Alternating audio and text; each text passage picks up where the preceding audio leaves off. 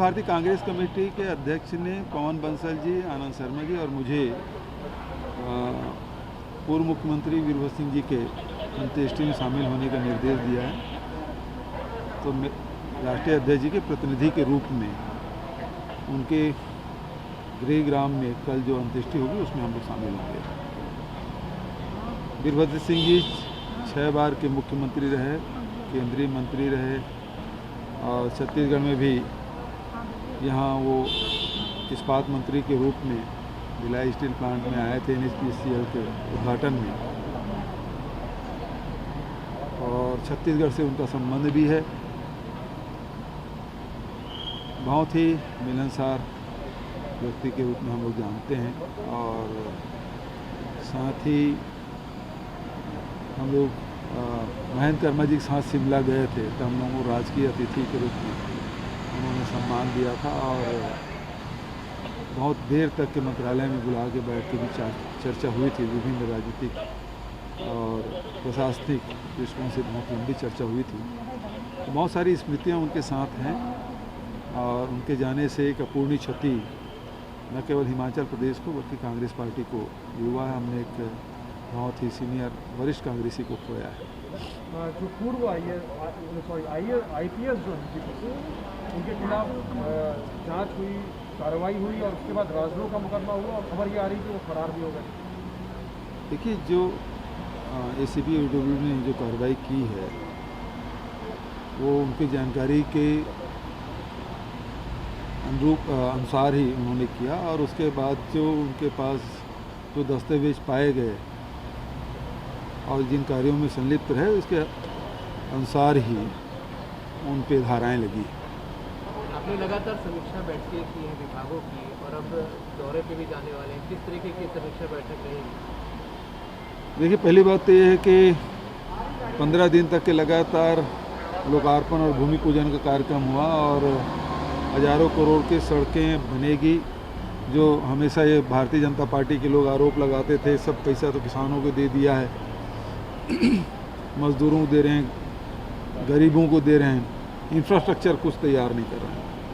Bharatiya Janata party के 1 साल के कार्यकाल में जितनी सड़कें वो स्वीकृत किए थे, निर्माण किए थे, उससे कहीं अधिक के कार्य हमने न केवल स्वीकृत किया बल्कि टेंडर की प्रक्रिया भी चल रही है और निर्माण भी कार्य चल रहे हैं। तो इंफ्रास्ट्रक्चर में भी उनसे पीछे नहीं है। साथ ही अभी लगातार समीक्षा बैठक जो की जा रही है उसमें विभागों को जो जिम्मेदारी दी गई थी, उनकी जो योजनाएं थी वो किस रूप में कहाँ पे पहुंचा है और उसमें कहाँ यदि रुकावट आई तो अड़चनें क्या है,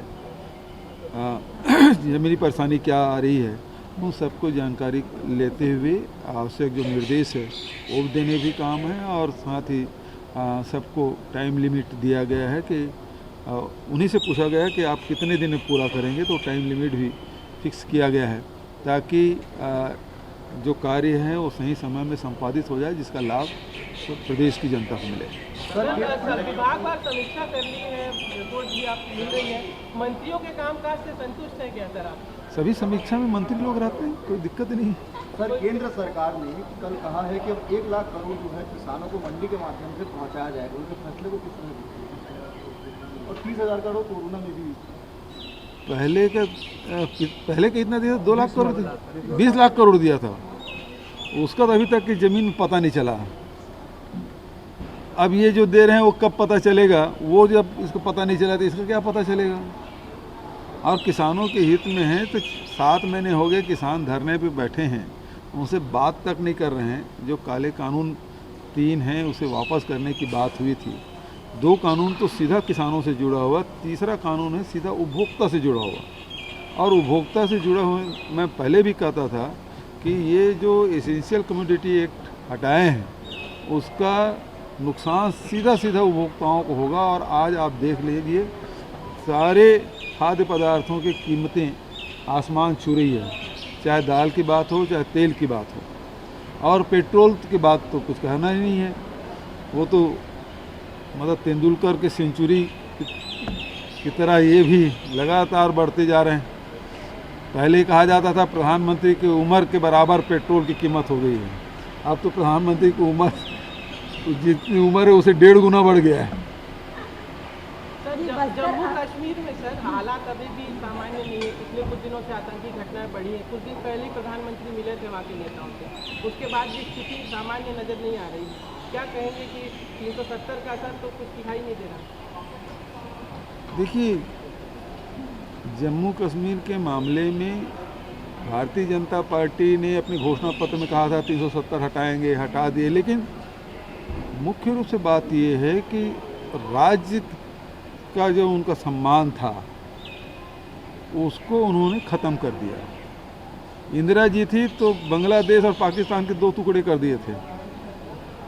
अभी तक के देखने में आया, अटल जी 3 राज्य बढ़ाए, नेहरू जी के समय प्रदेशों का गठन हुआ, इंदिरा जी के समय भी हुआ, अटल जी के समय भी हुआ, अनेक राज्य बने, लेकिन ये पहले प्रधानमंत्री है जिसमें राज्यों की संख्या घटी, ये पहली बार।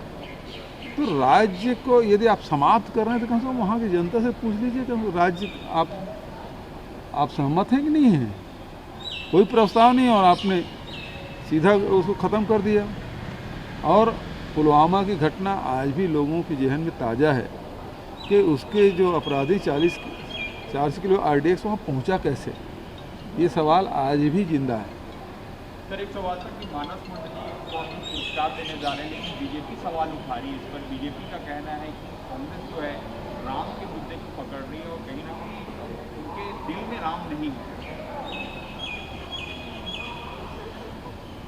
ये तो 85 के बाद राम जन्मभूमि का मुद्दा उठाया, उसके पहले ये तो राम को जानते नहीं थे। हमारे नेता महात्मा गांधी, देश राष्ट्रपिता महात्मा गांधी, जो प्रार्थना सभा में हमेशा भजन गाया करते थे, रघुपति राघव राजा राम, आज़ादी के पहले से, और तब से कांग्रेस के लोग रघुपति राघव राजा राम का भजन गाते हुए प्रभात फेरियां करते थे। तो राम हमारे हैं, थे, हैं और रहेंगे। भारतीय जनता पार्टी तो केवल राजनीतिक नफ़ा नुकसान के हिसाब से वो लोग करते हैं।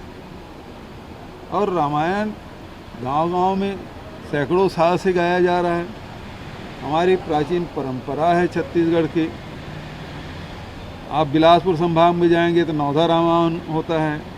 आप रायपुर दुर्ग संभाग में बात करेंगे, बस्तर संभाग में बात करेंगे तो वहाँ मानस गान प्रतियोगिता होता है, रामायणों का आयोजन होता है।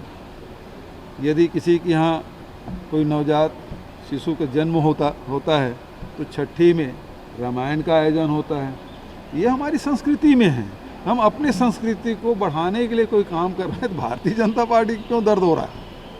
उन्होंने संस्कृति के लिए कुछ किया नहीं, हमारी परंपराओं के लिए कुछ किया नहीं, हमारी अपनी जो पहचान है, सांस्कृतिक पहचान, उसके लिए कुछ किया नहीं। अब आज यदि कोई काम हो रहा है तो इनको तकलीफें हो रही है।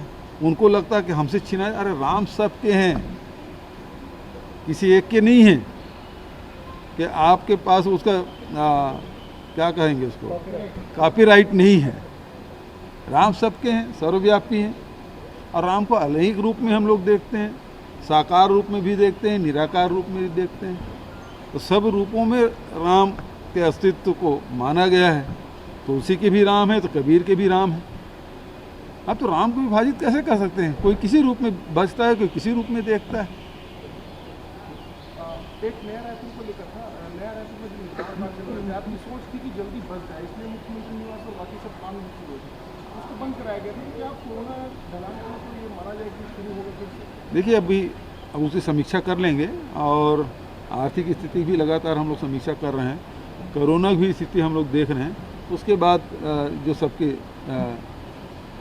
विचार होंगे उसी हिसाब से निर्णय होगा। जिलों का दौरा, हाँ जी, जिलों का दौरा, थोड़ा सा मौसम भी देख लेते हैं, समीक्षा भी समाप्त हो जाए, क्योंकि अभी जाएंगे तो हाँ विधानसभा के बाद ही होगा और अभी रोपाई हो जाए उसके बाद दौरा करेंगे, क्योंकि अभी सब किसान हो, मजदूर हो, सब खेत में रहेंगे। छत्तीसगढ़ में अपराध का ग्राफ लगातार बढ़ रहा है। छत्तीसगढ़ में आए दूसरे दिन रायपुर राजधानी में चाकूबाजी। तो एक काम करिए, भारतीय जनता पार्टी कार्यकाल के किसी एक वर्ष का निकाल लीजिए और हमारे 2.5 साल में से किसी 1 साल का निकाल लीजिए, दोनों तुलना कर लीजिए, अपराध उस समय ज़्यादा होता था कि अब ज़्यादा हो रहा है। ये तो तुलनात्मक की जा सकती है। अपराध होंगे क्योंकि समाज में हर प्रकार के लोग रहते हैं। आप अपराधी नहीं हैं, लेकिन अभी आपसे कोई धक्का मार दे, हो सकता है आप गुस्से में आप किसी को मार दें, तो आप कोई अपराधी प्रवृत्ति के व्यक्ति तो नहीं है आप, लेकिन कई बार परिस्थितिवश घटनाएं घट जाती है, लेकिन वो है तो अपराध। तो उस अपराध को, सवाल इस बात का है, कोई अपराधी अपराध करता है या कोई घटना घटती है, पुलिस कार्रवाई करती है नहीं करती, ये महत्वपूर्ण है। और उसमें आप चाहे बिलासपुर की घटना देखें, रायपुर की घटना देखें, दुर्ग की घटना देखें, जितने भी अपहरण की किस घटनाएं हुई है, तत्काल गिरफ्तारियां हुई, चाहे उद्योगपति के हो, चाहे बच्चे के हो, किसी की भी हो, हमारी पुलिस तत्काल कार्रवाई की है, एक्शन में आया है।